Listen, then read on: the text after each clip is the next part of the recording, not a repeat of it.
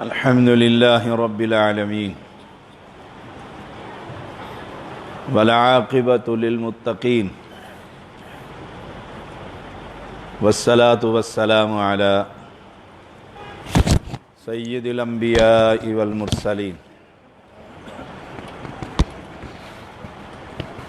أما بعد فأعوذ بالله السميع العليم من الشيطان الرجيم شهر رمضان الذي أنزل فيه القرآن هدى للناس وبينات من الهدى والفرقان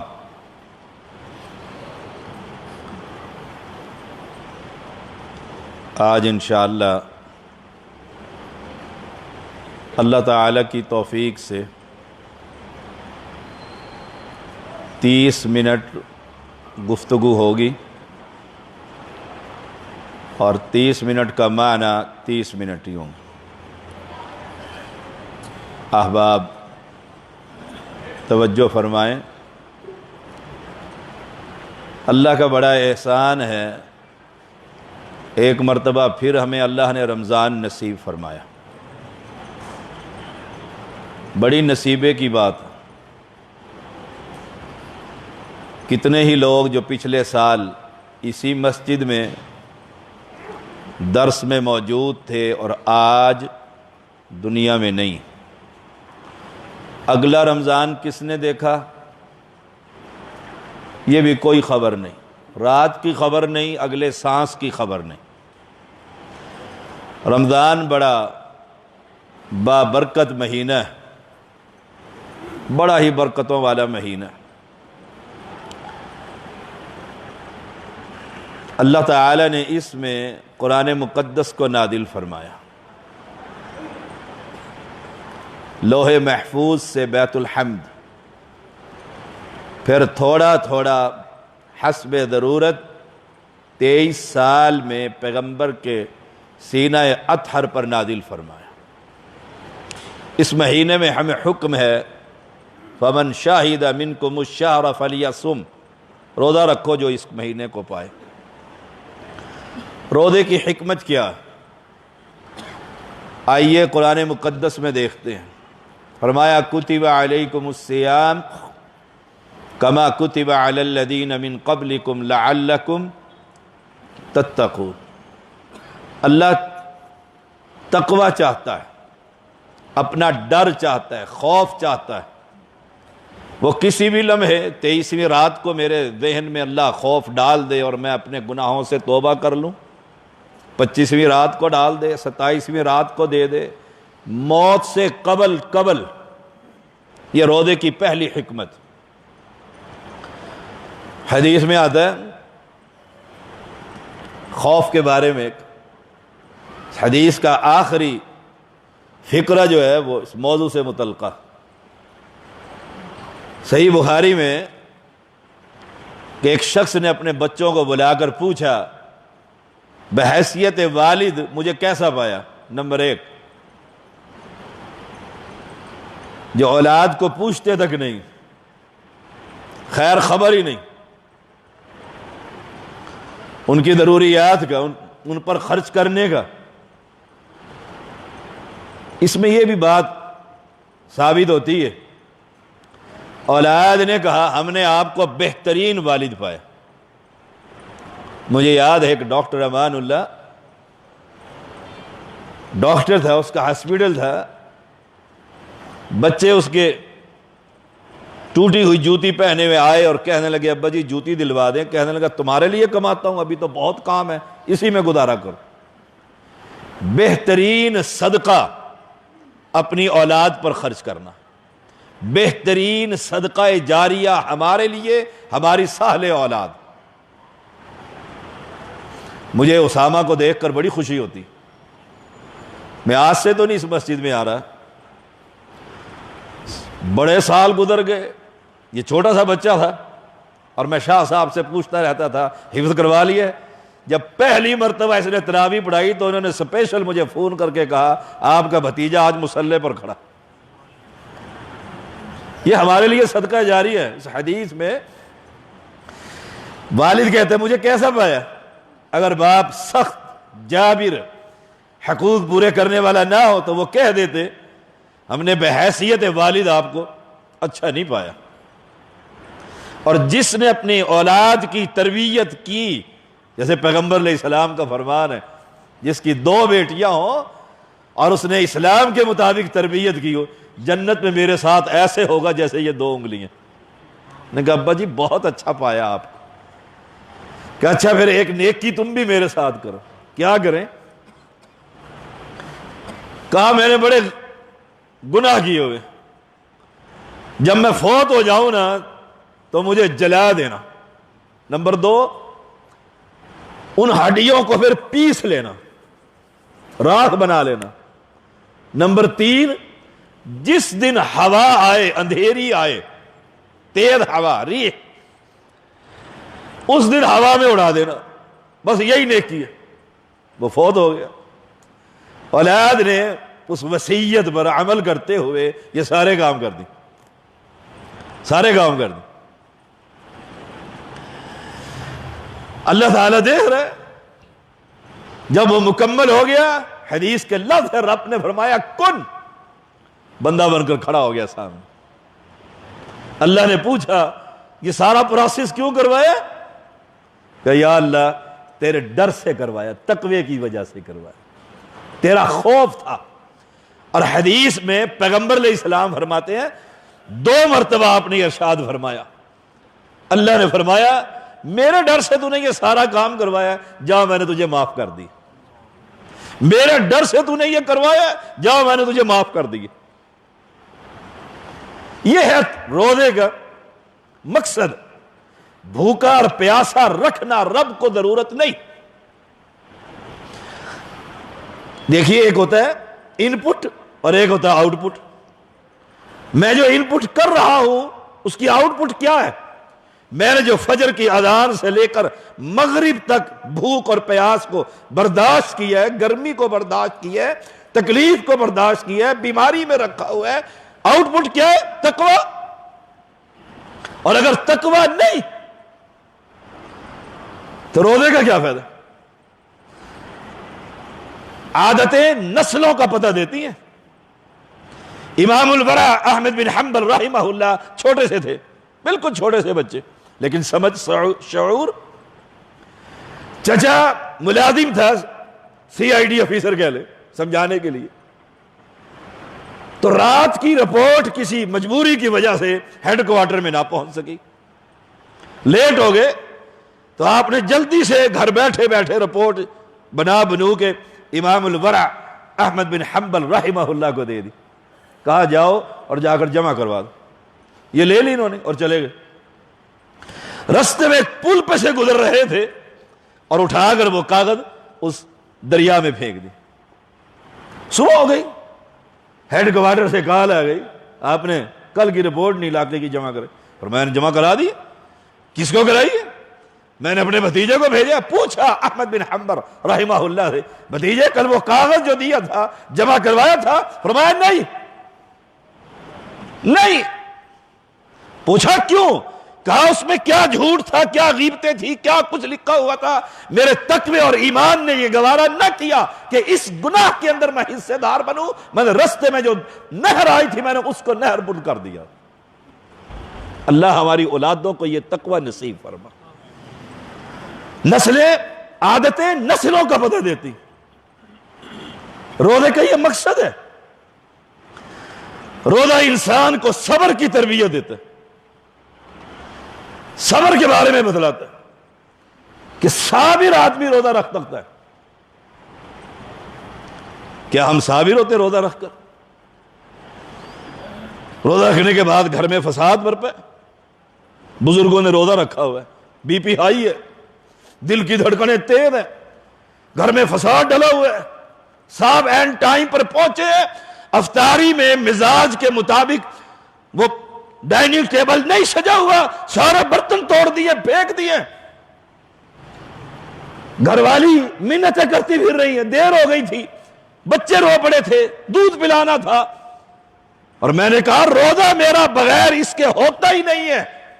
فساد برپا ہے، اسی غصے میں باہر نکلا اور مسجد آ گیا۔ ایمانداری سے بتائیے صابر انسان ہے؟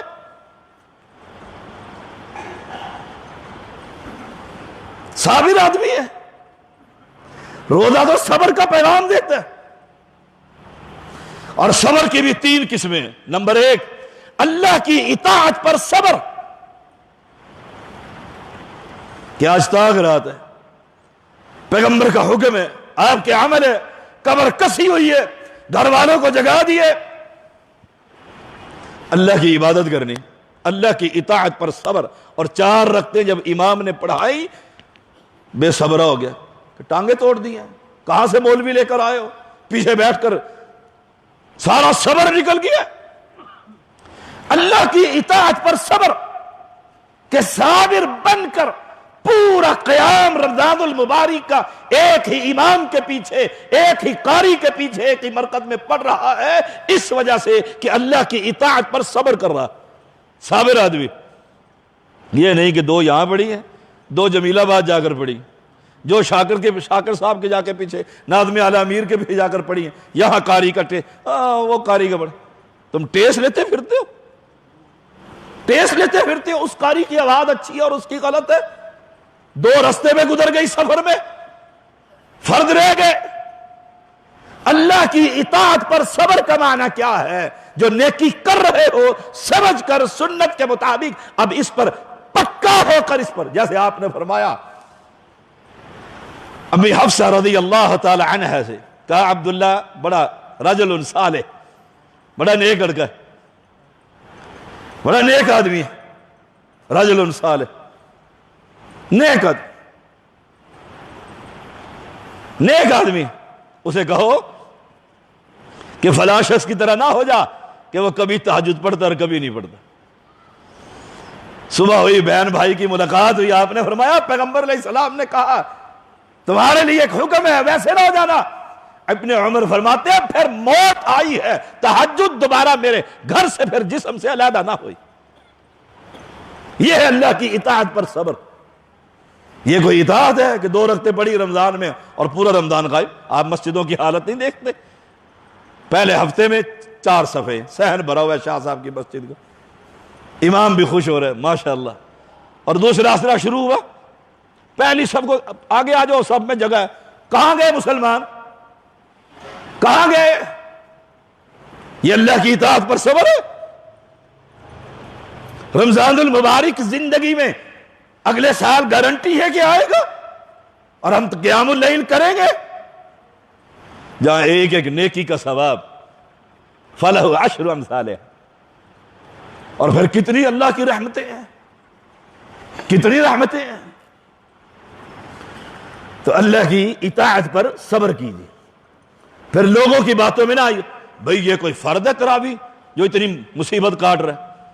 آئے ہائے والذین یبیتون لربہم سجدا وقیاما، اللہ کے بندے تو قیام اور سجدوں میں راتیں گزار دیتے، راتیں گزار دیتے، کھڑے ہیں تو کھڑے ہیں، کھڑے ہیں تو کھڑے ہیں، سجدے میں پڑے ہیں تو پڑے ہیں۔ صحابہ سوچنے پر مجبور ہو جاتے شاید اللہ کے نبی کی روح پرواد کر گئی،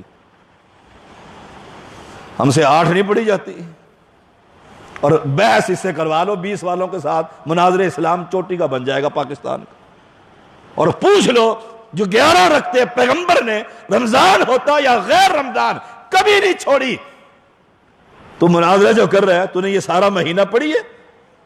شاید ہی کوئی پاس ہوگا۔ تو نمبر 1 اللہ کی اطاعت پر صبر، نمبر 2 اللہ کی معصیت پر صبر، کہ فلم چھوڑ دیے، گانے چھوڑ دیے، اب موبائل کو ہاتھ نہیں لگاتا، تنہائی میں نہیں لگاتا، نہ سوشل میڈیا سے دور ہو گیا، کجروی اور بحثوں سے علیحدہ ہو گیا، غلط تصاویر شیئر نہیں کر رہا کہ یہ تو گناہ ہے، اور ابلیس کہتا ہے کوئی مسئلہ نہیں، وضو کرے گا ختم ہو جائے گا، دھوکے دے رہا ہے آگے اور پیچھے سے آ کر،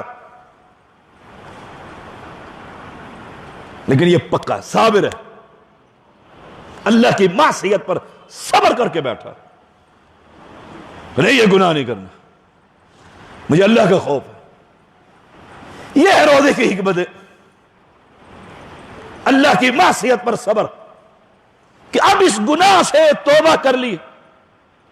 ہمارے میجر احتشام صاحب ہیں، آپ لوگ جانتے ہیں، شاہ صاحب جانتے ہیں، شاکر صاحب جانتے ہیں، ہمارے بڑے دل کے ساتھی ہیں۔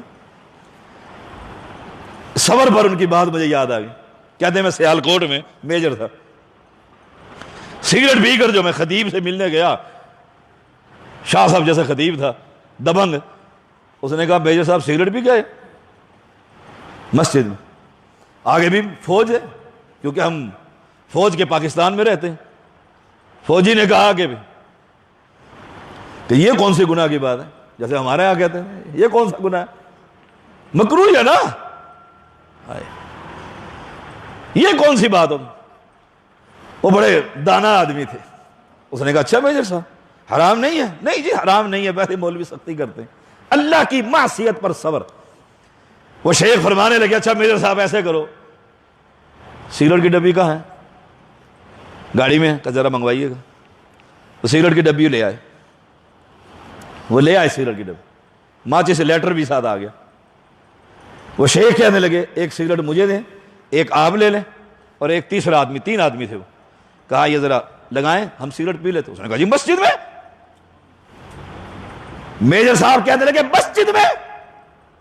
اللہ اکبر، اللہ کی معصیت پر صبر۔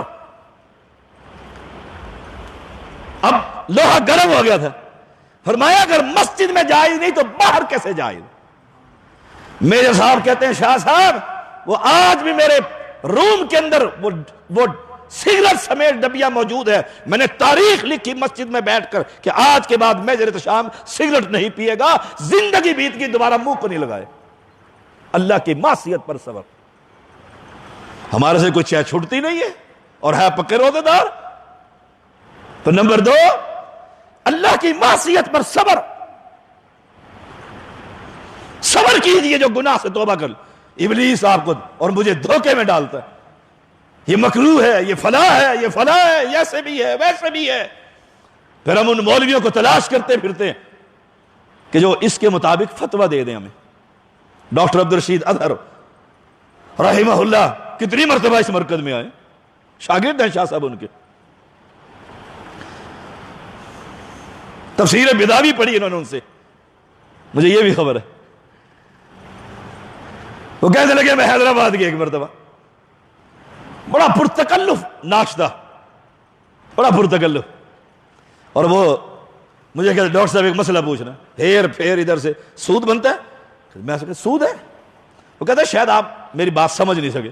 3 مرتبہ 4 مرتبہ اس نے الجھانے کی کوشش کی۔ ڈاکٹر صاحب نے ایک تاریخی فقرہ کہا نوجوان میری جیب میں اتنے پیسے ہیں، تیرے ناشتے کے میں پیسے دے دوں گا، سود کو حرام نہیں حلال نہیں کہہ سکتا، یہ حرام ہے۔ یہ ابلیس شکار کہیں نہ کہیں اسے گھیر کر لائے، آپ سے کبھی وہ گولنے پر سجدہ نہیں کروا سکتا، یاد رکھیے گا۔ جتنی مرضی آپ کے اندر غیرت ختم ہو جائے توحید کی، پھر بھی سجدہ نہیں، میں حدیث کا بیٹا ہوں، یہ ہم نہیں کر سکتے۔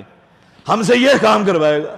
اللہ کی معصیت پر صبر کرنا سیکھیے کہ گناہ سمجھ رہے چھوڑ دیے، اب پکے رہے۔ نمبر 3، اب جب آپ یہ کام کریں گے تو اللہ کی طرف سے آزمائشیں تو اتریں گی، اس آنے والی تقدیر پر صبر کیجیے۔ میں نے سارا کوشش کی بیٹے کی شادی کرنے کی، عقل مند بھی ہوں، فہم بھی ہے، اگلے لوگ بھی دیکھے جانتے بھی تھے، لیکن جب لڑکی گھر میں لے کر آیا، پنجابی سے کہتے ہیں نون مرچ کا سوٹا چڑھایا انہوں نے، سارا گھر میں فساد۔ اب کیا ہے؟ والقدر خیرہ وشرہ من اللہ، ساری تدبیریں رہ گئی۔ کسی نے کیا خوب کہا ہے، جہاں تدبیریں فیل ہوتی ہے وہاں تقدیر غالب آ جاتی۔ پھر اس تقدیر پر صبر کر، یہ نہ کہ ہائے مر گیا، ایسے کر لیتا تو ایسے ہو جاتا، ایسے کر لیتا تو ایسے ہو جاتا، نہیں، یہ آزمائشیں آنی تھی، یہ تقدیر میں لکھا تھا، میں نے پوری محنت کی، پڑھا لکھا ہر چیز. اب اگر میرا کاروبار نہیں چل رہا, نوکری نہیں مل رہی, لوگ توحید پرست نہیں ہو رہے, تو میں قصوروار نہیں, اللہ نے تقدیر میں ایسے ہی لکھا. اللہ کی حکمتیں ہم کیسے سمجھتے. میرے مرکز میں, میرا مرکز ہے میرے استاد کے نام سے, جامع مسجد عبداللہ رحمہ اللہ. 10 منٹ باقی, 30 منٹ میں سے 20 منٹ ہو چکے. رحمہ اللہ, ان کے نام سے میں نے مرکز بنایا. وہاں میں نے ایک شخص کو, اتنے سے بچے کو میں نے حافظ بنایا, حفظ کروایا, اس کی ساری ذمہ داری رکھی, جامع سلفیہ سے عالم بنوایا, آخری کلاس میں پہنچا. اور اس کے گاؤں میں, اس کے مانسیرا سے اوپر پہاڑی پر اہل حدیث کا وجود بھی نہیں تھا. شاہ صاحب وجود بھی نہیں تھا, یہ پہلا بچہ تھا. اور میری بڑی امیدوں کا مرکز تھا کہ میں وہاں پر توحید والوں کے لیے مسجد بناؤں گا. اس کا بھائی اہل حدیث کیا, اس اہل حدیث کیا, 2 بھتیجے اس کے اہل حدیث کیے, 4 افراد ہو گئے. اللہ کی شان ہے. بارش ہو رہی تھی, جامع سلفیہ کے سفیدے پر چڑھا, اوپر سے سلپ ہوا, نیچے گرا, 3 دن کے بعد فوت ہو گئے. میں اتنا سوچتا ہوں, اللہ اس میں کیا حکمتیں ہیں. وہاں توحید کا بوٹا لگنا تھا, بندے اور کوئی نہیں, چھوٹے سے کو پال کر جوان لے کر گیا ہو, لیکن تیری حکمتیں تو ہی جانتا ہے. والقدر خیری وشرہی من اللہ تعالی, تقدیر میں ایسا لکھا تھا, اللہ تو غالب ہے, ہم سب مغلوب. تو اللہ کی طرف سے آنے والی تکلیف پر صبر کا دامن ہاتھ نہ چھوڑیے. بے صبرے نہ ہوئیے, گریبان پھاڑ دیے, جماعت سے نکل گئے, خروج کر دیے, ایسے ہو جائے نہ, یہ ہمارا منہج ہی نہیں. میرا اختلاف شاہ صاحب سے مسائل پر ہوتا رہتا ہے, اختلاف اپنی جگہ پر, لیکن جماعت کے اندر کہ میں نکل جاؤں, گھر چھوڑ دوں, صبر پھر کیا ہے؟ صبر کیا ہے پھر؟ میرا کام حکام تک بات کو پہنچانا ہے. یہ بات پہنچا دی, اور ہمیں ایک تکلیف ہوئی, ہم نے شاہ صاحب کو بلایا اسلام آباد میں, اور بٹھا کر ان کے سامنے, قائم مقام امیر کے سامنے اپنی تکلیف کا اظہار کیا بما کے طول.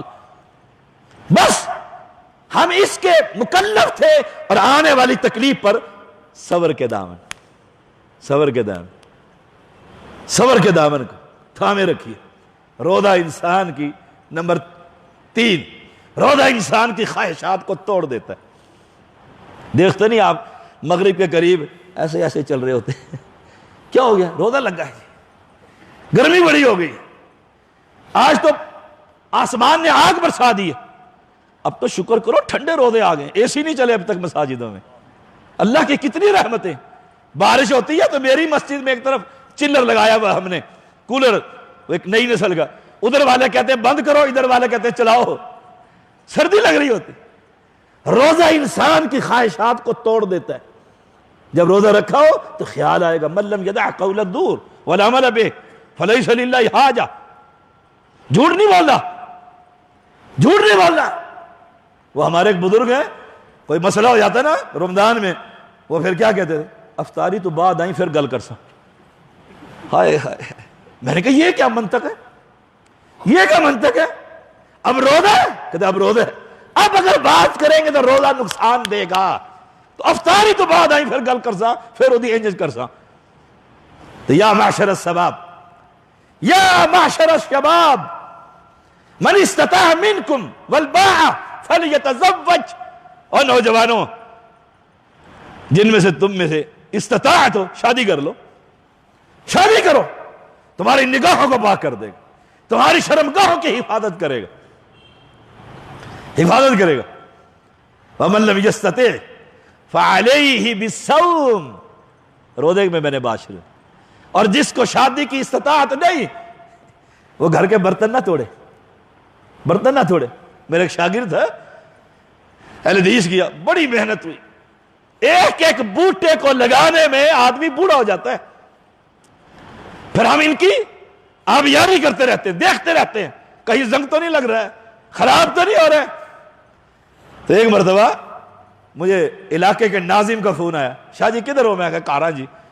اگر کارا ہو نا جی, میں خیر ہوئے, اگر تمہارے شاگرد سارے برتن پانی چھوڑے نے, کوئی کہنا ایک شیشے دا گلاس بھی نہیں تسی آسو میں پانی پلا چھوڑ سا ہے. ایک اس نے بات کی جو بڑی تکلیف دے دی کہ تسے یہ سبق پڑھانے والے دی سانو. میں نے اس نوجوان کو بلایا, میں نام نہیں لیتا اس کا, آج کل سعودیہ میں ہوتا ہے, بڑا فرما بردار ہے میرا. میں نے اسے بلا لیا, میں نے کیا کیا؟ آپ شادی نہیں کرتے میری؟ اللہ اکبر, شادی نہیں کرتے. میں نے سارے شیشے کے برتن توڑ دیے. باپ علاقے کا ناظم سیاسی طور پر چودھری. میں نے جا کر کو سمجھایا, اس کی شادی کروائی, پھر برات بھی اس کی بڑی. تو وہاں کیا برتن توڑو؟ نہیں. فعلیہ بالصوم, روزہ رکھو. فإنہ لہ وجاء, یہ روزہ خواہشات کو توڑ دے گا, خواہشات کو توڑ دے گا. روزہ رکھنا. گھر میں فساد کیوں کرتا ہے؟ فساد کیوں ڈالتا ہے؟ اہل ایمان تربیت کیجیے, تربیت کیجیے. بچوں کو روزہ رکھوائیے, چھوٹے چھوٹے بچوں کو. صحابہ کیا کہتے ہیں؟ ہم چھوٹے چھوٹے بچوں کو روزہ رکھواتے تھے, اور پھر جب روزہ تنگ کرتا کھلونوں کے ساتھ, چیزوں کے ساتھ اس کا دل بہلاتے. ہمارے اتنے بڑے بڑے جوان ہو جاتے ہیں, فرد ہی نہیں ہویا جی, بالغ ہی نہیں ہویا جی, علی کدھر روزہ آیا جی, تسی ہمیں گلہ کرنے ہو. سبحان اللہ. صحابہ بچوں کو روزہ رکھواتے, اور پھر جب روزہ تنگ کرتا ان کا دل بہلاتے اور روزہ پورا کرواتے. حج کے موقع پر جب یہ بچے چھوٹے چھوٹے احرام باندھ کر پھرتے ہیں تو ثواب کس کو؟ بابا کو, شاکر کو, صابر کو. تو فعلیہ بالصوم. نمبر 4 منٹ باقی ہیں. روزہ اخلاقی تربیت کرتا ہے. اللہ اکبر. امام ابن قیم رحمہ اللہ کا قول ہے, روزہ ظاہری اعضاء اور باطنی قوت پر عظیم تاثیر رکھتا. جمعرات کا روزہ, سوموار کا روزہ, 13, 14, 15 چاند کی ایام بیت کا روزہ, روزہ رکھیے. یہ ایک ایسا عمل ہے, یہ ایک ایسا عمل ہے جس میں ریاکاری کا شائبہ تک نہیں. اہل علم کا قول ہے سلف کے بارے میں کہ وہ روزہ رکھ کر پھر علاقے سے دور چلے جاتے تھے, باہر چلے جاتے تھے, اور افطاری کے قریب گھر پہنچتے تھے تاکہ کسی کو پتہ ہی نہ لگے میں روزے دار ہوں.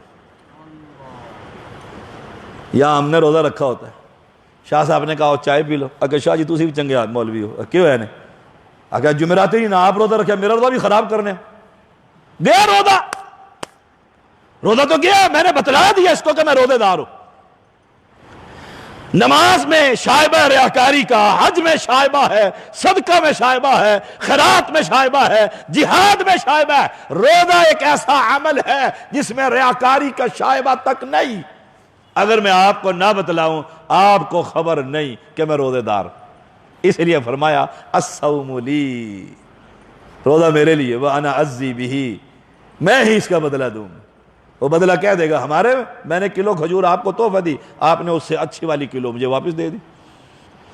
دنیا میں چلتا ہی ایسا ہے, گھر میں کسی کی طرح ڈونگا آ جائے نا تو بیوی خالی نہیں بھیجتی, نہ پرسوں چاول پکائیں گے تو ڈال کے دیں گے. ہم نے روزہ رکھا ہے, بدلہ رب دے گا. کیا ہمارے روزے کو دیکھ کر دے گا؟ ہمارا روزہ ٹوٹا پھوٹا مارا ہوا. رب اپنی شان کے مطابق دے گا, رب اپنی شان کے مطابق. آخری بات توجہ سے سن لیجئے. ایک بادشاہ گزر رہا تھا, تاریخ میں لکھا ہے, اس نے ایک بچے کو دیکھا, پیارا لگا, اس نے ریال نکالا بچے کو دینا. انہوں نے کہا نا میں نہیں لیتا شاکر صاحب, میں نہیں لیتا, ابو ماریں گے, ابو ماریں گے. اس نے کہا بادشاہ بادشاہ ہوتا ہے. اس نے کہا ابو کو کہنا شہباز شریف نے دی ہے, بادشاہ نے دی ہے, سمجھانے کے لیے بات کر رہا. میرے لیے تو دونوں پارٹیاں کیا ساری پارٹیاں ایک جیسی ہیں, ہم تو اہل حدیث ہیں, ہمارا منہج کتاب و سنت ہے. کہا بادشاہ نے دی ہے. بادشاہ نے خوش ہو کر کہا بچہ خوش ہو گا, اچھا بادشاہ سلامت نے. اس نے کہا بچہ بڑا سمجھدار تھا اسامہ کی طرح, کہا ابا جی اور ماریں گے, اور ماریں گے. کیوں ماریں گے؟ بادشاہ نے پوچھا. کہا ہے 10 روپے. وہ کہے گا پیسے چوری کر کے لایا, اوپر سے جھوٹ بولتا ہے کہ بادشاہ نے دیا. بادشاہ بھی کبھی 10 روپے دیا کرتا ہے. بادشاہ بادشاہتوں کی طرح دیا کرتا ہے. اللہ کیسے دے گا؟ ہمارے روزے دیکھ کر نہیں، اللہ دے گا اپنی شان کے مطابق. اللہ ہمیں لینے کی توفیق عطا فرمائے. مالک کریم کو اپنی رحمتیں برسانے کی ہم پر، گناہ گاروں پر، خطا کاروں پر اللہ کریم یہ رحمتوں کی بارش برسا. اس مرکز کو آباد فرما. شاہ صاحب کی نسلوں کو، اس نسل در نسل کو آباد کرنے والوں کو، آباد کرنے والی نسلوں کو، توحید پرستوں کو اس مرکز کو آباد کرنے کی توفیق عطا فرما. وآخر دعوانا الحمدللہ رب العالمین.